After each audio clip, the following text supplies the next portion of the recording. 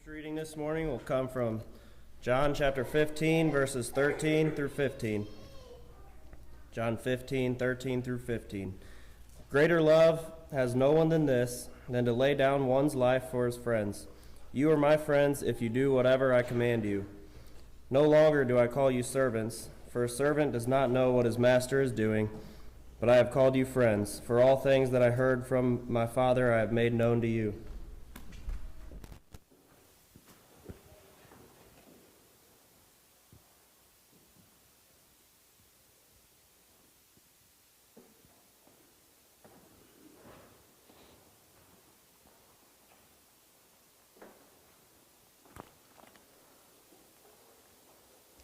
Let me give you a history of this lesson and about 5 more that we will have over the next several weeks. We'll skip a week or two. We'll have a lesson next week that talks about our compassion for our neighbors as we think about the children's home contribution. And Mother's Day will be in there, but we're going to look at this series.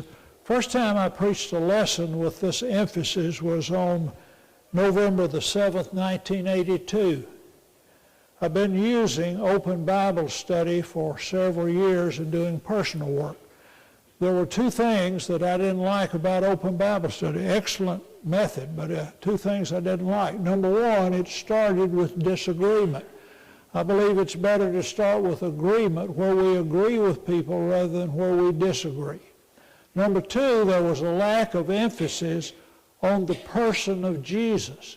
Jesus is the one. Sometimes I hear people saying, well, I'm trying to convert them to the church. Wrong conversion, wrong conversion. We need to convert people to Jesus. Well, Jesus instituted the church. Yes, he did. But Jesus, the person, is the one that people need to be converted to. We're to be disciples of Christ. Follow him. Take up our cross. Follow him. And so there was a lack of emphasis on that, and I said somebody ought to develop a lesson for a good start. And over a period of years, I decided I was somebody and prepared that lesson. I preached it on November the 7th of that year, and just a short time after that, I received a call from a lady. She says, you don't know me, but I'm going through a difficult time, and somebody recommended that I talk to you. Could I do that? I said, sure. She came in, and her presenting problem was, I want to know what I need to do to be a Christian. And I said, well, tell me a little bit about yourself. And as she got started talking, what had happened, she had been living with a man who had dumped her for another person he thought was prettier and he liked better than her, and she was devastated. She had been living with him for a long time. And so we talked about that and how it hurts to be dumped and all of that. We talked for about 45 minutes, and I happened to think of this sermon that I'd preached just a few weeks before. And I said, you tell me you want to know what to do to become a Christian. Let me run into my office and I'll be right back. And I jotted down a few scriptures on this lesson. I said, read these verses and we'll talk about them next week. She came back the next week. We talked some more about her frustration and depression and sadness. And I said, okay, now let's talk about, so we started reading verses about Jesus and what kind of friend he is to us. And so that went on for several weeks. And finally I said, what do you need to do to know what you need to do to become a Christian? She said, well, if I could find out what I need to do to join the church, then I would like to do that. Well, I didn't jump on her for using the wrong terminology. I said, we have a series of lessons which is designed to help you understand that process. We went into open Bible study and she was baptized. So that's the origin of it. Used it for quite a while. That was 1982, so I left Dalton in 1988, went to Nashville. After I got to Nashville, I expanded this sermon into 10 lessons that lasted 3 hours a night to be taught in our homes. And so then this is a condensation of that. We'll only take an hour and a half for each sermon and not 3 hours. I'm joking. three aims of this study. Number one is to learn to appreciate Jesus as my friend. Number two, how can I be a friend to others as Jesus is a friend to me? Our entire life is to be dedicated to following Jesus. Not just hear, believe, repent, be baptized, and from then on say, I'm right and you're wrong and I'm tickled. But it's how can I, as we sing often, more and more like Jesus. And so we want to watch Jesus, how he befriended other people. And then to communicate to others how to be a friend to Jesus as he is a friend to me. Jesus is my friend because he understands me. He understands me. He knows me. He knows what I'm thinking. John 2:24 and 25. But Jesus did not commit himself to them because he knew all men, and needed not that any should testify of man, for he knew what was in man. The Common English Version says no one had to tell him what people were like. He already knew. He could read people's minds.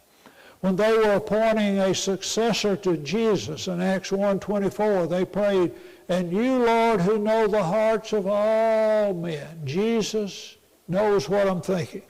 Jesus understands me inside out. See, a friend is someone who knows you but likes you anyhow. That's a friend. And Jesus is that kind of friend to us. Let's read Psalm 139, verses 1 through 12. Listen to the knowledge that the Lord has. O Lord, you have searched me and known me. You know my sitting down and my rising up. You understand my thought afar off. You comprehend my path and my lying down, and are acquainted with all my ways. There's not a word on my tongue, but behold, O Lord, you know it altogether. You have hedged me behind and before, and laid your hand upon me. Such knowledge is too wonderful for me. It is high. I cannot attain it. Where can I go from your spirit? Or where can I flee from your presence? If I ascend into heaven, you're there. If I make my bed in hell, behold, you're there. If I take the wings of the morning and dwell in the uttermost parts of the sea, even there your hand shall lead me, and your right hand shall hold me. If I say, surely the darkness shall fall on me, even the night shall be light about me. Indeed, darkness shall not hide from you, but the night shines as the day. Both the darkness and the light are alike to you. Jesus understands me. Now, as we're thinking about how can I be a friend to others, is Jesus as a friend to me, number one, I need to understand other people. That's it. Now, since I can't read minds, it's going to take me a little longer than what it took Jesus. So how can I be like Jesus in understanding since I can't read minds? 1 Corinthians 2:11, what man knows the things of a man except the spirit of man which is in him? That means you don't know what I'm thinking unless I tell you. I don't know what you're thinking unless you tell me. That's the only way it can be done. We've got to spend some time with each other. We've got to listen to each other. And if I'm reaching out to someone else, what I want to do before I start giving the medication, I want to do an examination. I don't want to give medicine without... What would you think if you went into the doctor and he just said, okay, glad you came today. I'm going to give you a 2-month prescription for penicillin. Come back and see me if that doesn't work. Well, wait a minute. You hadn't asked me what's wrong. Oh, I'm smart. I can do that. No, I'm going to check on another doctor. Because if you really knew me, you'd know I was allergic to penicillin. So you don't want to give me medication before I do an examination.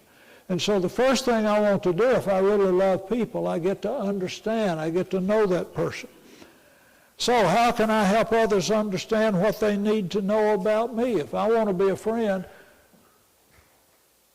then we've got to engage in some conversation. Matthew 7:7 and 8, ask, it will be given to you. Seek, you'll find. Knock, and it will be open to you.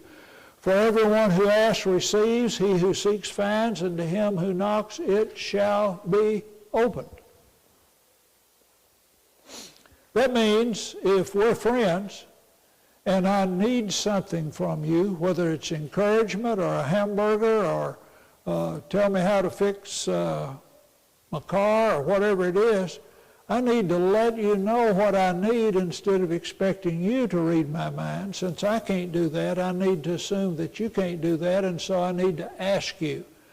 James 5:14, is any among you sick? Let him call for the elders of the church. Isn't that an interesting concept? Elders, preachers, regular human beings cannot read people's mind and conditions.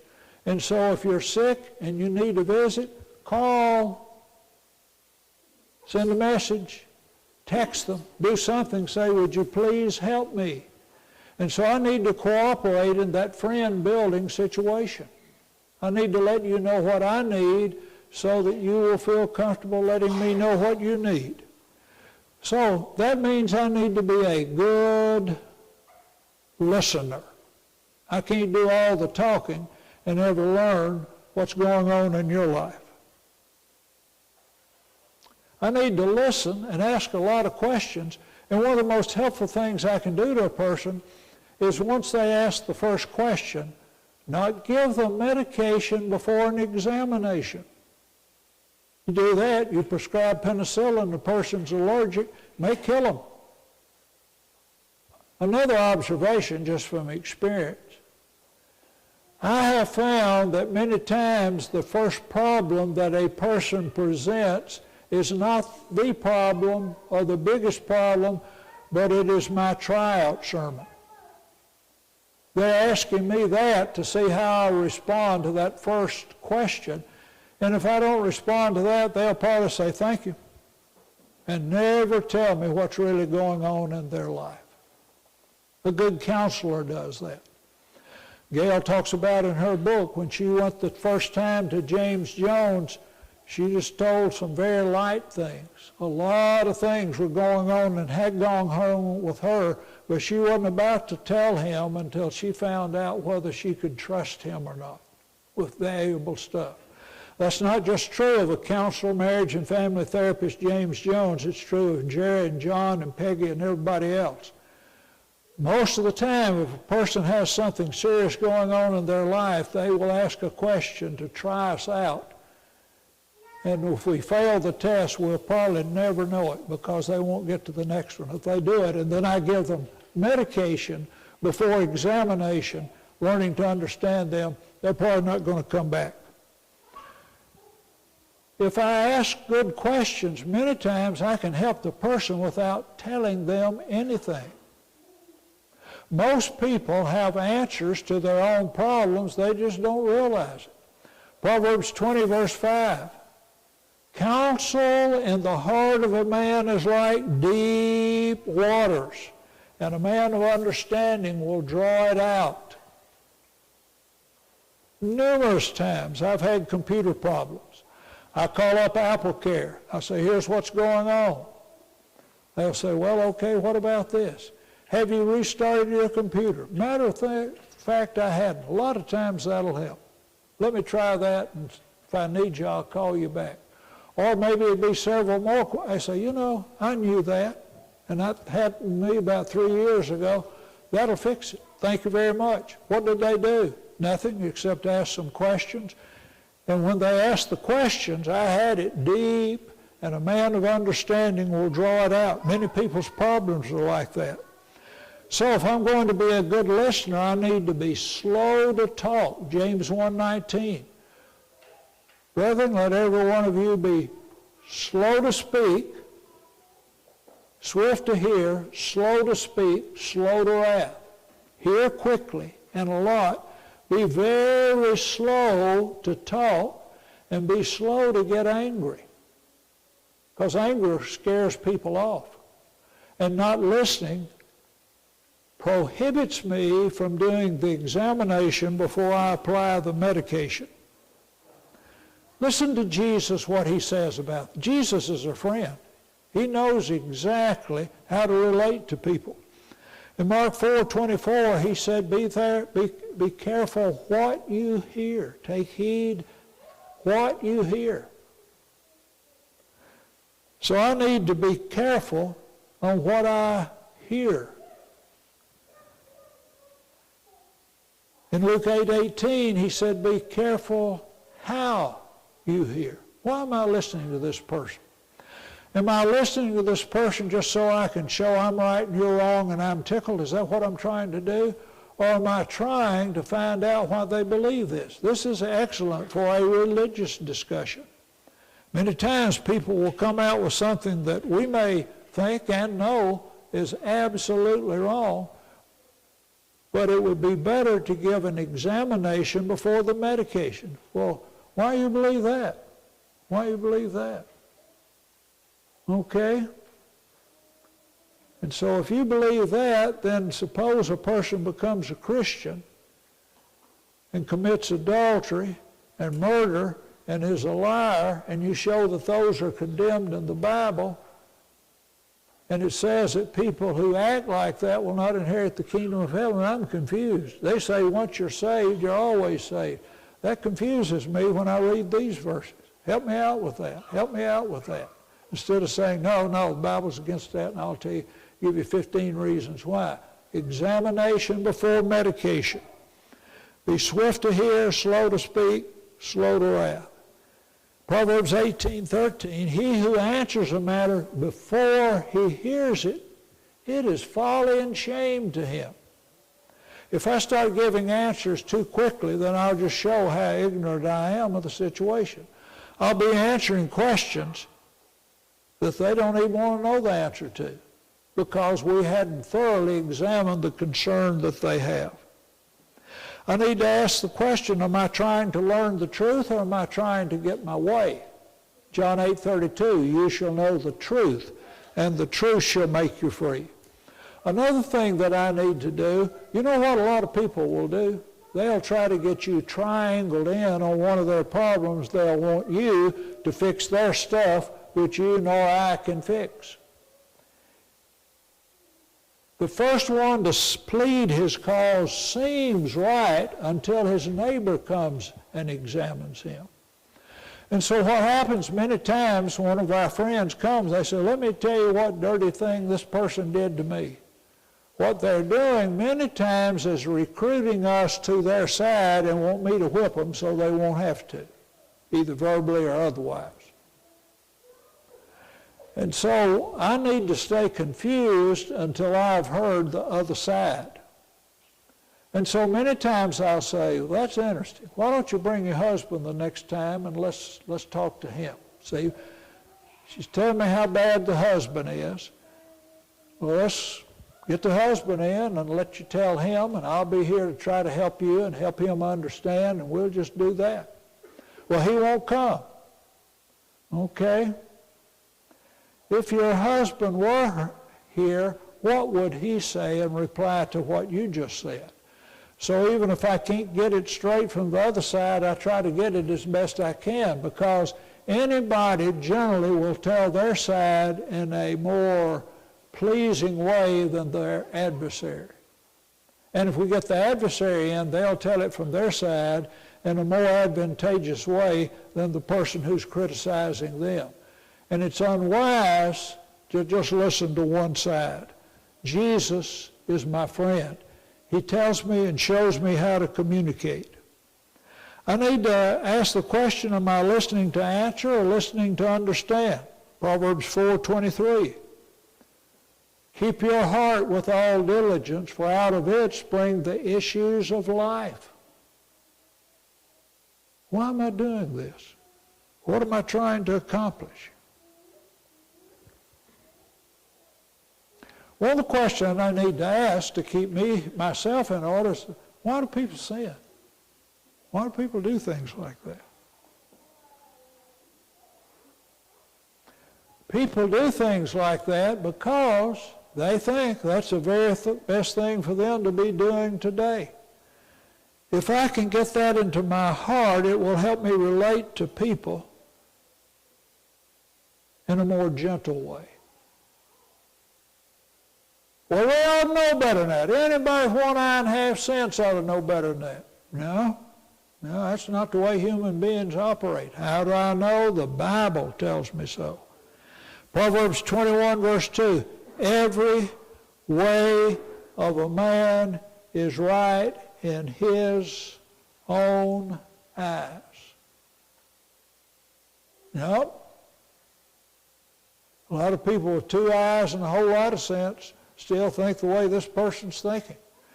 And so up to this point, they really think that's what they need to be doing. Yeah, but I can understand about some things, but what about real bad stuff?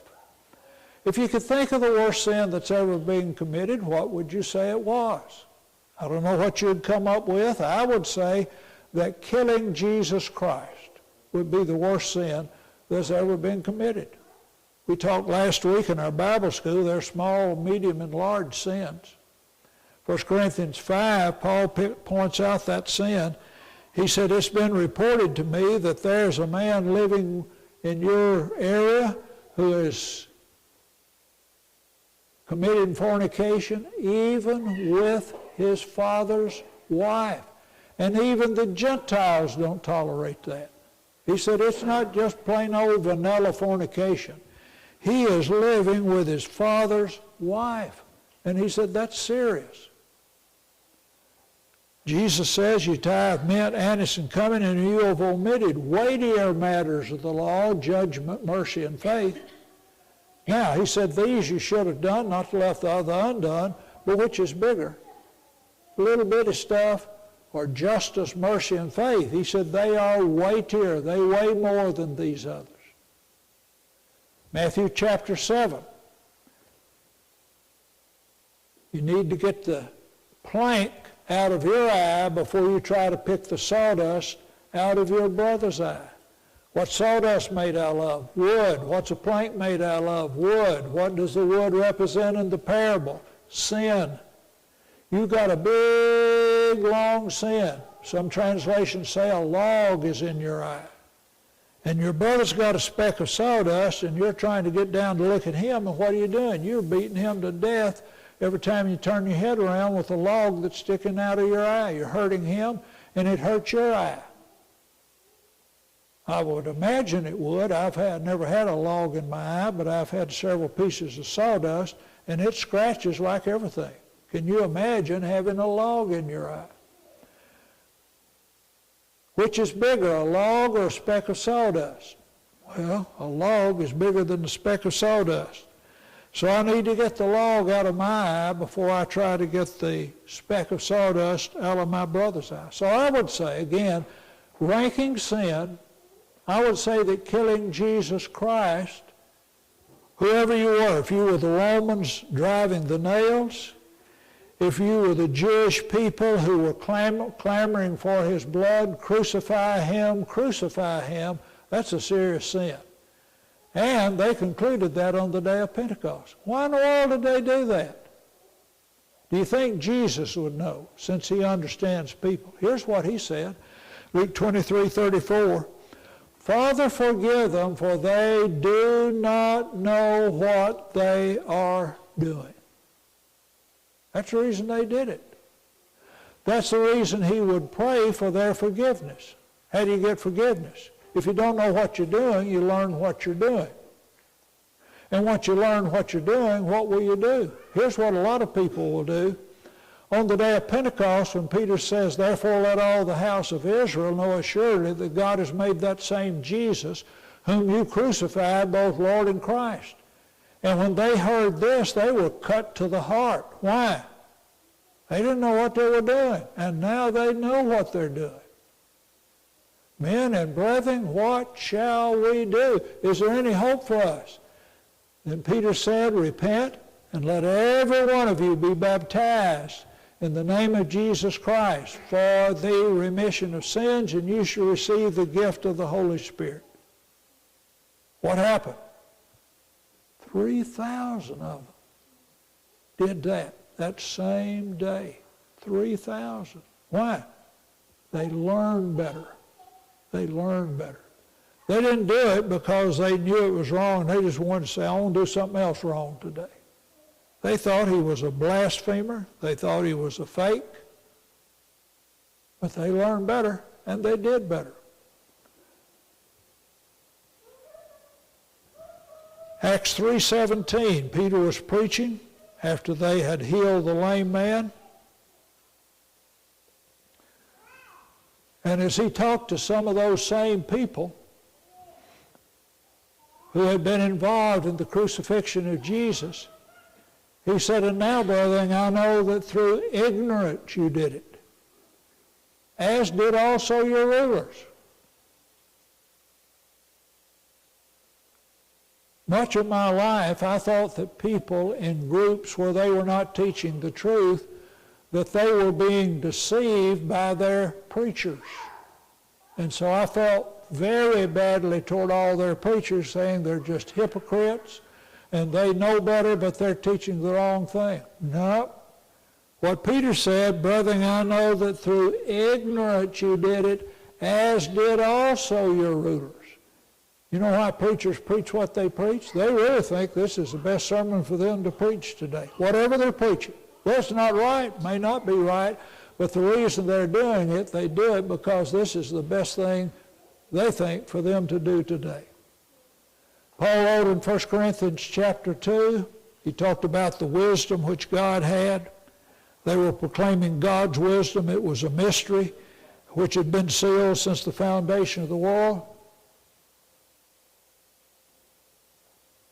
And then he said, which none of the princes of this world knew, for had they known it, they would not have crucified the Lord of glory.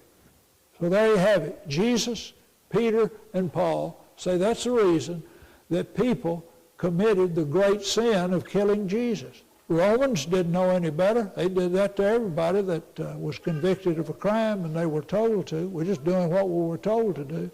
And so everybody is doing that. And so I need to understand that my friends who are doing things that are wrong, whether it's religiously or morally or whatever it is, the reason they're doing it, they don't know any better. They're doing the best they know how to do. If I understand that, what do I want people to do when I don't know what I'm doing? I want them to tell me how to do it. I'm doing the best I know how. What do I want them to be angry and accusatory and tell me anybody can't see through that, can't see through a ladder? If I believe what you did, I'd be ashamed to live and afraid to die. No, be gentle, be gentle. I'm doing the best I know how to do. Please tell me how to do it better.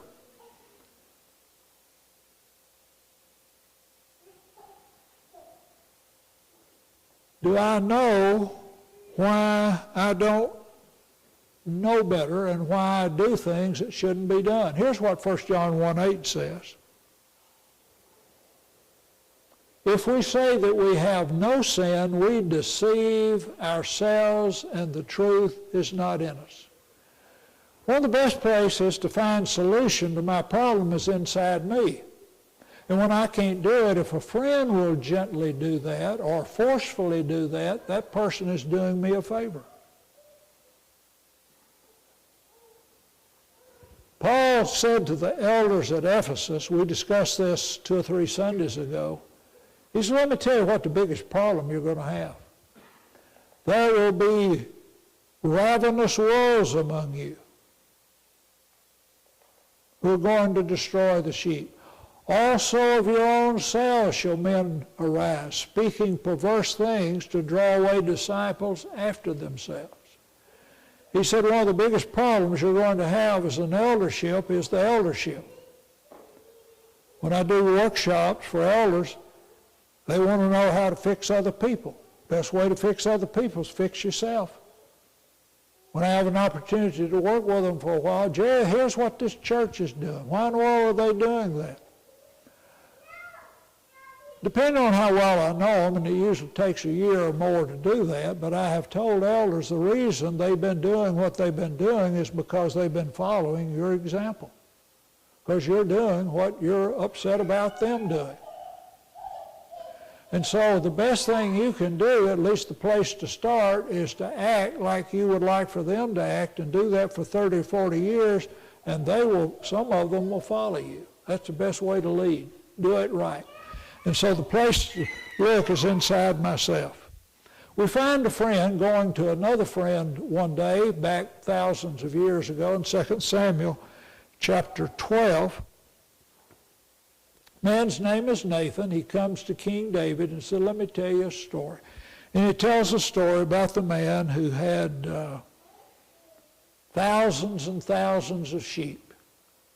He had a neighbor who had one little ewe lamb. He raised it up just like a member of the family. When this rich man who had thousands, who had herds of sheep, when he had a visitor to stop in for lunch, instead of taking one of his thousands, he went to this man who had this little ewe lamb, and he had lamb chops to serve to his friends. And David got angry. He said, that man who has done that deserves to die. He shall restore the lamb fourfold, and then I'm going to kill him. At least David was thinking logically. Don't kill him first and then expect to collect from his kinfolks. Go ahead and get the 4 lambs first and then kill him. But when he gave the medication without the examination of himself, it came pretty strong. Nathan said, well, David, you're the man I'm talking about. You had wives and you had money and you had power, but what did you do? You took this man's one wife. You know what David said? He took the medicine. I have sinned, was his conclusion. Powerful. Sometimes storytelling. One of the reasons sometimes I and other people get angry is when people do things that I'm doing but have not dealt with yet. And so I get angry like David did. And somebody needs to say, yep, I can understand you being upset. And probably that's the reason some people are upset with you, because that's what you've been doing. So a good listener, a good understanding person could help me and my friend. Psalm 51:6, behold, you desire truth in the inward parts. In the hidden part, you'll make me to know wisdom. The last part of Psalm 139, verses 33 and 34, search me, O God, and know my heart. Try me and know my anxiety, and see if there's any wicked way in me, and lead me in the way everlasting. Galatians 6:1, brethren, if a man be overtaken in any trespass, you who are spiritual, restore such a one in a spirit of gentleness, considering yourself, lest you also be tempted. My friend Jesus understands me. I appreciate that. And one of the best ways I can be a friend to other people is try to understand them, to do the examination before prescribing the medication. The factory engine wouldn't start, and so they took the thing apart. They took it down from top to base. They looked at flange and gear and case to find the cause. Something's broken, they declared, and what it is must be repaired. Nearby, a drowsy workman stood, and someone muttered, he's no good, just let him go. They did not take that man apart or seek to know his mind and heart. Nobody thought to ask him why there was no luster in his eye. But had they looked into the gloom of what he called a sitting room or searched his life, they would have found a woman frail, tubercular and drawn and pale, who was his wife. Then they might have understood why he seemed to be no good. When engines in the factory stop, we take them down from flange to top. But when man breaks, we seldom pause to search his life to find the cause. Yet we might mend him, could we find the thing that's preying on his mind. If we want to be a real good friend to people, we will not give them medication before the examination. That can be at least ineffective and at most deadly. If anybody has examined themselves this morning and said, you know what I need to do? I need to do what those people who committed the biggest sin that was ever committed. I haven't crucified Jesus, but I haven't obeyed Jesus. And so I really don't love him because he said, if you love me, keep my commandments. I want to obey Jesus today. I want to be baptized into Christ. Or perhaps you have something else that's on your heart and you would like to have the help and encouragement of this group. Come as we stand and sing.